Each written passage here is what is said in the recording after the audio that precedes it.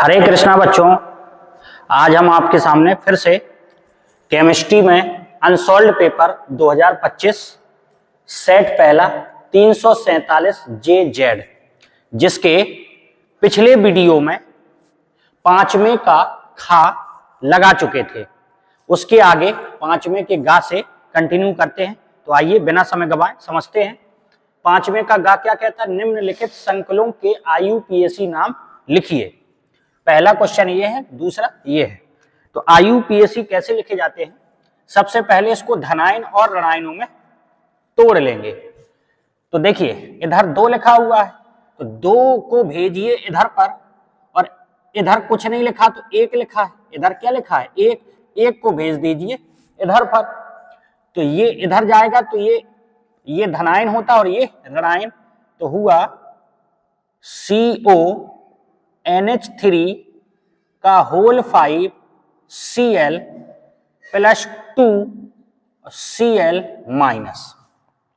ठीक है, ये 2 था, इसको इधर, तो ये प्लस 2 हो गया, और इधर 1 था, इधर भेजा तो माइनस हो गया। वैसे भी Cl क्या होता? माइनस। अब आप इस कोबाल्ट की ऑक्सीकरण संख्या निकालेंगे।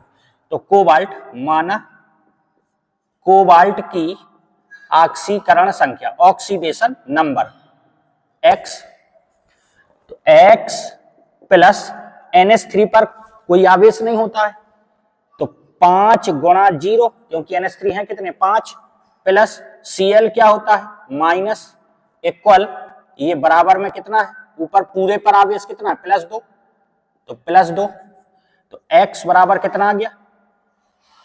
3। मतलब कोबाल्ट की ऑक्सीकरण संख्या कितनी आ गई? 3 आ गई। अब नाम लिखते हैं। तो नाम लिखने के लिए सबसे पहले धनायन को लिखा जाता है, और धनायन इसमें कौन है? ये पूरा ब्रैकेट वाला धनायन है। तो अगर ब्रैकेट वाले को लिखना पड़े तो सबसे पहले लीगेंड को लिखा जाता है। इसमें 2 लीगेंड है, एक तो ये Cl है जिसका नाम होता है क्लोराइडो, और एक ये है, इसका नाम है एमीन। तो एमीन चालू होगा A से और क्लोराइडो चालू होगा C से। तो अल्फाबेट कैरेक्टर में पहले कौन आता है? A आता है, तो पहले A वाले का नाम लिखा जाएगा। तो नाम लिखेंगे पेंटा एमीन, पेंटा एमीन क्लोराइडो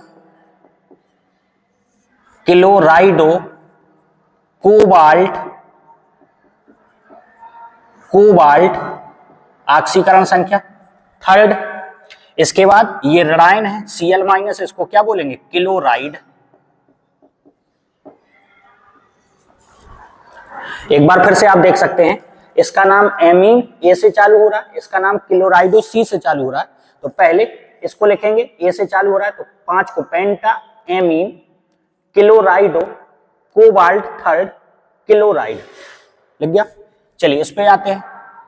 इसमें अगर देखें तो K क्या होता है? प्लस, तो ये 2 को भेज दीजिए इधर पे, तो K प्लस NiCN का 4 माइनस 2। धनायन और ऋणायन में तोड़ लिया। कैसे? K प्लस होता है, ये 2 को इधर भेज दिया तो ये माइनस 2 हो गया।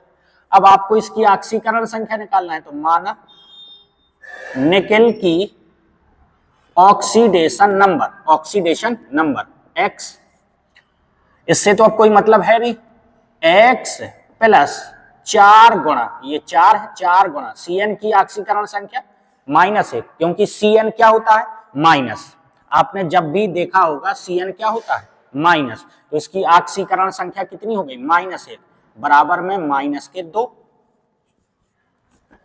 तो x माइनस के 4 बराबर -2, तो x बराबर कितनी आ गई? 2। इसका मतलब निकेल की ऑक्सीकरण संख्या इधर कितनी है? 2। अब नाम लिखते हैं। सबसे पहले किसको लिखा जाता है?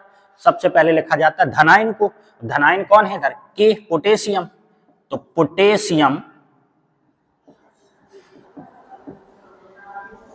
पोटेशियम। इसके बाद अब ये ब्रैकेट वाला आ गया, ब्रैकेट वाले में क्या लिखना पड़ता है? सबसे पहले लीगेंड को। तो लीगेंड कौन है इधर? Cn माइनस, तो इसका नाम क्या होता है? साइनाइडो। 4 है तो टेट्रा साइनाइडो साइनाइडो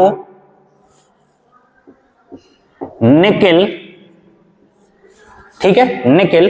अब यदि ये जो ब्रैकेट वाला है अगर इस पर माइनस आवेश है, इस पर माइनस आवेश नहीं था, अगर ब्रैकेट वाले पर माइनस चार्ज है तो धातु के नाम में 8 और लगाना पड़ता है, धातु के नाम में 8 और लगाना पड़ेगा, तो ये हो जाएगा निकिलेट, और ऑक्सीकरण संख्या कितनी है 2।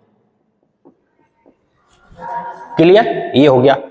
अब चलिए इसमें देखते हैं, ये कहता है निम्नलिखित संकुलों में केंद्रीय धातु की ऑक्सीकरण अवस्थाएं डी कक्षकों का अधिग्रहण एवं उप सह संयोजन संख्या बताइए।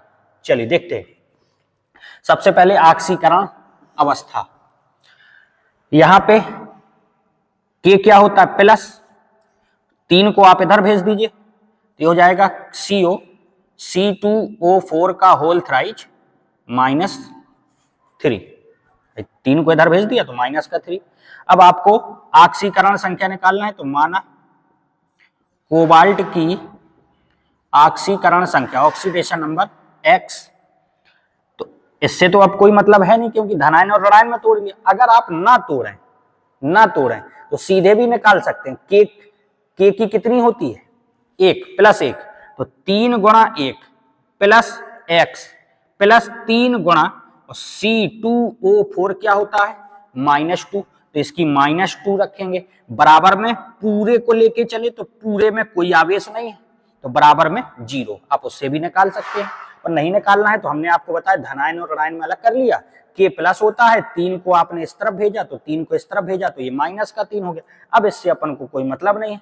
कोबाल्ट X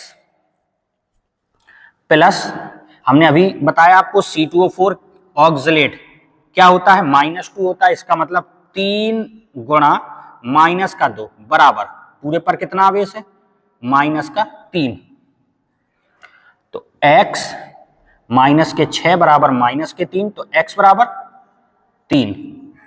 इसका मतलब कोबाल्ट की ऑक्सीकरण अवस्था आ गई आपकी +3। इतनी बात क्लियर हो गई, ठीक। अब इसके बाद पूछा है डी कक्षकों का अधिग्रहण एवं उपसह संयोजन संख्या। तो उपसह संयोजन संख्या भी हम आपको बता दे रहे हैं। उपसह संयोजन संख्या जिसको कहते हैं समन्वय संख्या, इंग्लिश में कोऑर्डिनेशन नंबर। तो देखिए ये लिगैंड जितने उपसह संयोजी बंध बनाता है, ये जो लिगैंड जितने उपसह संयोजी बंध बनाता है मतलब कोऑर्डिनेट बॉन्ड बनाता है, उसी को उपसह संयोजन संख्या कहते हैं। तो ध्यान से देखिएगा, लिगैंड हैं कितने 3 लिगैंड हो गए, ठीक। और C2O4 होता क्या है -2। इसका मतलब अगर समझें तो ये इस प्रकार से इसकी संरचना होगी। अब जब ये उपसह संयोजी बंध कोऑर्डिनेट बॉन्ड बनाएगा तो ये भी बनाएगा और ये भी बनाएगा कोऑर्डिनेट बॉन्ड, उपसह संयोजी बंध। इसका मतलब है एक C2O4 कितने उपसह संयोजी बंध बना रहा है 2 बना रहा है, तो 3 कितने बना लेंगे 6 बना लेंगे। तो आप इससे समझ लिया करो C2O4 -2 है, इसका मतलब ये हुआ कि हैं कितने 3 और ये -2 मतलब 2, कितना हो गया 6। ये उपसह संयोजन संख्या आ गई। बात समझ में आई भाई। C2O4 क्या है -2, इसका मतलब ये हुआ कि ये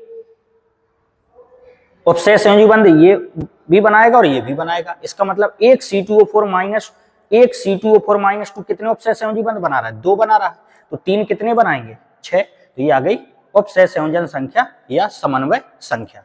चलिए इसी प्रकार यहां देखें, यहां पर SO4 MnH2O का होल 6, SO4 आप सबको पता होगा SO4 क्या होता है -2, तो ये इधर तो कुछ लिखा नहीं है तो ये भी अपने आप क्या हो जाएगा +2।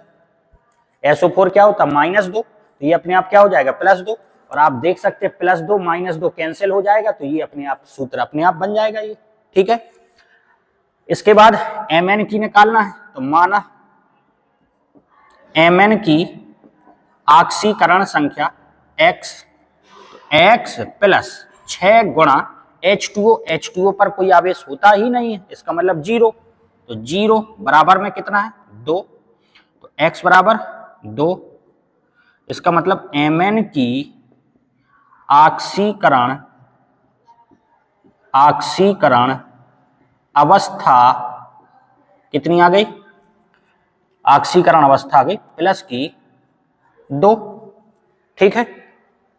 इसके बाद उपसह संयोजन संख्या भी बता दे रहे हैं इसमें, तो उपसह संयोजन संख्या, उपसह संयोजन संख्या बराबर लीगेंड कितने हैं 6, ठीक है। और ये जो H2O है इस पर कोई आवेश होता नहीं है, उदासीन होता है, और H2O ये उपसह संयोजी बंध एक ही बनाएगा। H2O की संरचना इस प्रकार से होती है, ठीक। अब ये इलेक्ट्रॉन लोन पेयर इलेक्ट्रॉन योग में अगर देगा तो एक ही तो उपसह संयोजी बंध बना सकता है, तो एक ही उपसह संयोजी बंध बनाएगा ये, तो एक बनाएगा, और लिगेंड कितने 6, इसका मतलब उपसह संयोजन संख्या या समन्वय संख्या क्या हो जाएगी इसकी 6। इतनी बात क्लियर हुई। अब आपको हम बता रहे हैं डी कक्षकों का अधिग्रहण, चलिए आइए देखते हैं।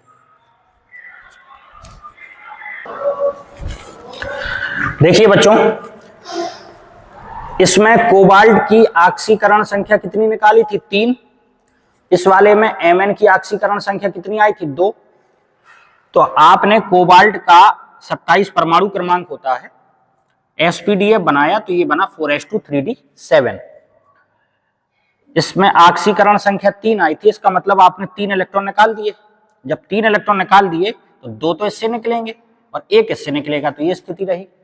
इसी प्रकार 25 वाले में आप देखें 2 इलेक्ट्रॉन निकालना है, 25 का बना क्या 4s2 3d5। अगर आप चेक करना चाहें तो 2 2 4 6 10 2 12 6 18 2 20 और 5 25, आपको 2 इलेक्ट्रॉन निकालना है तो किससे निकालेंगे S से, तो S से इलेक्ट्रॉन निकाल दिए, ये ज्यों का त्यों रहा। इसके बाद D में इलेक्ट्रॉन कितने हैं 6, तो भरते 1 2 3 4 5 और 6। इतनी बात क्लियर हुई, ठीक। जब इतनी बात आपको क्लियर हुई तो ये जो C2O4 है, C2O4 चूंकि C2O4-2 कोबाल्ट के साथ प्रबल लिगेंड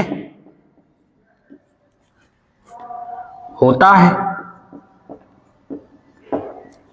कैसा होता है प्रबल लिगेंड। और जब प्रबल लिगेंड जो होगा तो जो अयुग्मित इलेक्ट्रॉन है आपके, ये जो अयुग्मित इलेक्ट्रॉन है ये कैसे हो जाएंगे, युग्मित हो जाएंगे, जोड़े में आ जाएंगे। तो देखिए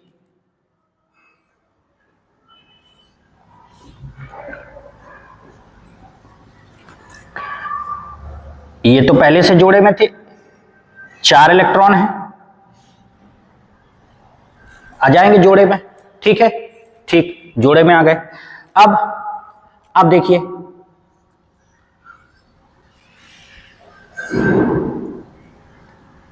जैसे ये जोड़े में आए और इसका जब विपाटन होगा, ये विभक्त होंगे तो ये बनेगा आपका Eg और ये बनेगा आपका T2G। इतनी बात क्लियर हुई। जब ये विभक्त होगा, विपाटन होगा, इसका बढ़ जाएगा तो 2 भागों में बढ़ जाएगा, T2G में और Eg में। अब देखिए इसकी समन्वय संख्या, उपसह संयोजन संख्या या समन्वय संख्या कितनी आई थी 6 आई थी। तो 6 आने का मतलब ये है कि इसकी जो संरचना होगी वो अष्टफलकी होगी, ऑक्टाहेड्रल। इसकी जो संरचना होगी कैसी होगी, ऑक्टाहेड्रल होगी, अष्टफलकी होगी। अगर इसकी समन्वय संख्या 4 होती, कितनी होती बच्चों 4 होती, तो इसकी जो संरचना होती वो होती चतुष्फलकीय, टेट्राहेड्रल, चतुष्फलकी। लेकिन इसकी समन्वय संख्या कितनी आई थी 6, क्यों, क्योंकि लिगेंड 3 है और ये एक C2O4 क्या होता है -2, इसका मतलब संयोजन संख्या, समन्वय संख्या कितनी आई थी 6।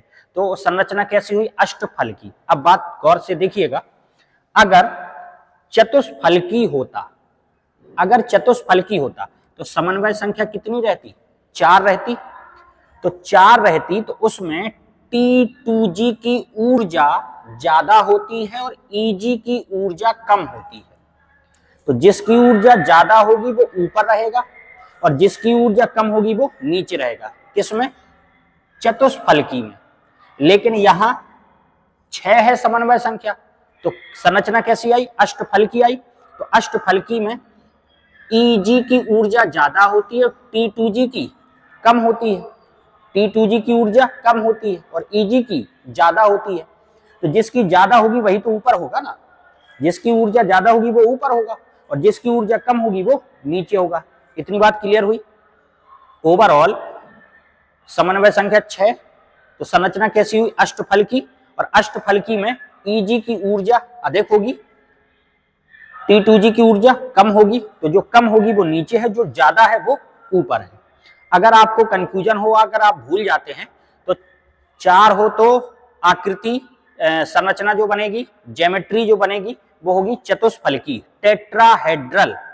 तो टेट्राहेड्रल में स्पेलिंग T से चालू होगी, तो इसका मतलब T वाले की ऊर्जा ज्यादा होगी, तो EG की अपने आप कम हो जाएगी। और अष्टफलकी ऑक्टाहेड्रल, तो उसमें उल्टा कर दीजिए। बात क्लियर हुई। टेट्राहेड्रल, चतुष्फलकी, तो स्पेलिंग T से चालू हो रही है, इसका मतलब T2G की ऊर्जा ज्यादा होगी, ये याद रखने का तरीका है। EG की कम हो गई। और अष्टफलकी में उल्टा होगा, तो EG की ऊर्जा ज्यादा है, T2G की कम है। चलिए आगे देखिए। अब हम इलेक्ट्रॉन भरते हैं। कितने इलेक्ट्रॉन हैं, 6 इलेक्ट्रॉन है। 1 2 3 4 5 6 इसी में भर जाएंगे, ठीक है। प्रबल लिगेंड था, प्रबल लिगेंड था तो पहले आप बाउ के नियम से, और जब नियम लगाए जाएंगे तो कहता है ऊर्जा के बढ़ते क्रम में इलेक्ट्रॉन प्रवेश करते हैं, ऊर्जा के बढ़ते क्रम में। तो मतलब जिसकी ऊर्जा कम होगी उसमें पहले इलेक्ट्रॉन प्रवेश करेंगे, फिर जिसकी ऊर्जा ज्यादा होगी फिर उसके बाद उसमें जाएंगे। तो इसकी ऊर्जा कम है तो पहले इसी में इलेक्ट्रॉन प्रवेश करेंगे और इसी में इलेक्ट्रॉन प्रवेश करेंगे। और चूंकि ये प्रबल लिगेंड है तो ये फुल भर जाएगा। इसके बाद अगर बचेंगे तब ये ऊपर जाएंगे। तो 6 इलेक्ट्रॉन थे, 6 भर गए, बचे क्या, नहीं बचे। इसका मतलब D कक्षकों का अधिग्रहण, अधिग्रहण क्या हो गया, T2G में कितने इलेक्ट्रॉन आ गए, 6, कॉमा EG में कितने आ गए, 0। ये आपका आंसर। चलिए इसमें देखते हैं। इसमें D में कितने हैं, 5, 1 2 3 4 5 भर दिए। अब ये जो H2O है, H2O चूंकि H2O दुर्बल लिगेंड है, दुर्बल लिगेंड है, तो दुर्बल लिगेंड है तो कोई फर्क नहीं पड़ेगा, जैसा है वैसा ही रहेगा। अगर प्रबल होता तो अयुग्मित इलेक्ट्रॉन, अनपेयर्ड इलेक्ट्रॉन जोड़ा बना लेते, पेयर्ड में कन्वर्ट हो जाते, जैसे कि इसमें हो गए थे। तो इसमें तो जैसा है वैसा ही रहेगा। अब देखिए जब ये टूटेगा, 1 2 3 4 3D, 1 2 3 4 5, जब ये टूटेगा तो 2 भागों में, T2G में और EG में। अब आइए इसकी समन्वय संख्या मतलब उपसय संयोजन संख्या, कोऑर्डिनेशन नंबर कितनी थी, 6। कोऑर्डिनेशन नंबर 6, इसका मतलब इसकी संरचना कैसी बनेगी, अष्टफलकी। और अष्टफलकी में किसकी ऊर्जा ज्यादा रहती है, EG की। तो EG ऊपर और T2G नीचे। बात क्लियर हो गई, ठीक। अब इलेक्ट्रॉन भरेंगे तो इलेक्ट्रॉन कितने हैं, 5 इलेक्ट्रॉन है। इसमें भरेंगे 1 2 3। इसके बाद ये है कैसा, दुर्बल, तो पेयर्ड जोड़ा बना क्या इसमें, नहीं बना। जब जोड़ा यहां नहीं बना तो यहां पे भी तो नहीं बनेगा। तो 2 बचे तो 2 कहां शिफ्ट हो जाएंगे, ऊपर। टोटल 5 इलेक्ट्रॉन हो गए। तो यहां देखिए, यहां जोड़ा बना था ना, तो जोड़ा बना था क्यों, क्योंकि ये प्रबल था, तो जोड़ा यहां बना था, यहां पे एक भी इलेक्ट्रॉन नहीं थे। लेकिन यहाँ पे जोड़ा तो बना नहीं, तो इसमें पहले इलेक्ट्रॉन भरेंगे, क्योंकि ऊर्जा के बढ़ते क्रम में इलेक्ट्रॉन को भरा जाता है, ऊर्जा के बढ़ते क्रम में, तो जिसकी ऊर्जा कम होगी उसमें पहले इलेक्ट्रॉन आएगा, तो इसमें पहले इलेक्ट्रॉन आ गया। इसके बाद जोड़ा बनाना नहीं है, इसके बाद ऊपर पहुंच गया।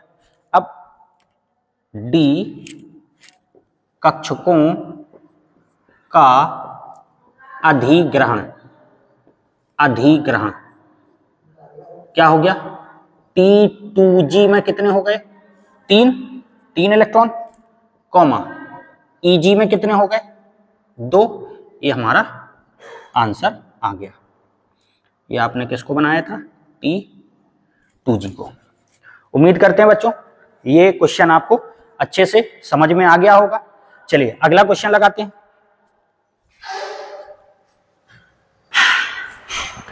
अगला क्वेश्चन 5वें का घा, डीएनए एवं आरएनए में महत्वपूर्ण संरचनात्मक एवं क्रियात्मक अंतर लिखिए। डीएनए और आरएनए में संरचनात्मक अंतर लिखना है, संरचना के हिसाब से और क्रिया के हिसाब से। तो देखिए डीएनए में संरचनात्मक अंतर, इसमें डीऑक्सीराइबोज शर्करा होती है, इसमें राइबोज शर्करा होती है आरएनए में।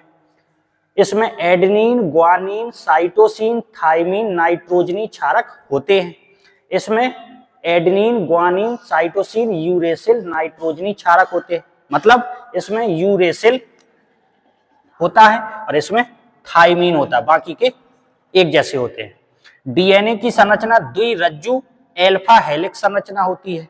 द्विरज्जु एल्फा हेलिक्स मतलब डबल संरचना के रूप में पाए जाते हैं, डबल ऐंठे हुए पाए जाते हैं। आरएनए की संरचना एकल रज्जुक एल्फा हेलिक्स संरचना होती है, ये एक के रूप में पाए जाते हैं इस प्रकार से। और ये डीएनए जो है वो द्विरज्जुक, ये द्विरज्जुक और ये एक रज्जुक। अगला डीएनए क्रियात्मक अंतर क्या है, क्रियात्मक अंतर यह आनुवांशिक सूचनाओं का दीर्घकालिक भंडारण और संचार करता है। आनुवांशिक सूचनाओं को दीर्घकालिक भंडारण और संचार करता है, अर्थात यह जीवन का क्या होता है, ब्लूप्रिंट होता है। यह डीएनए से प्रोटीन बनाने के लिए आवश्यक निर्देशों को नाभिक से राइबोसोम तक ले जाने में मदद करता है। कौन, आरएनए। डीएनए में प्रतिकृतिकरण का गुण होता है, मतलब ये अपने जैसे जब विभाजन होता है तो अपने जैसी दो प्रकार की आकृतियां बनाने का गुण रखता है डीएनए। आरएनए सामान्यतः प्रतिकृतिकरण नहीं करते हैं। डीएनए यह अधिक स्थिर होता है और कोशिका के केंद्रक में सुरक्षित रहता है। यह कम स्थिर होता है और इसे लगाया भी जा सकता है, बनाया भी जा सकता है और तोड़ा भी जा सकता है। तो इस प्रकार से ये डीएनए और आरएनए में अंतर हो गए। तो इस प्रकार से ये आज के इस वीडियो में 5वें के घात तक हमने लगवा दिया है। अगली वीडियो में 6वें से कंटिन्यू करते हैं। तो दो प्रकार के दो क्वेश्चन और बचे, 6वां और 7वां।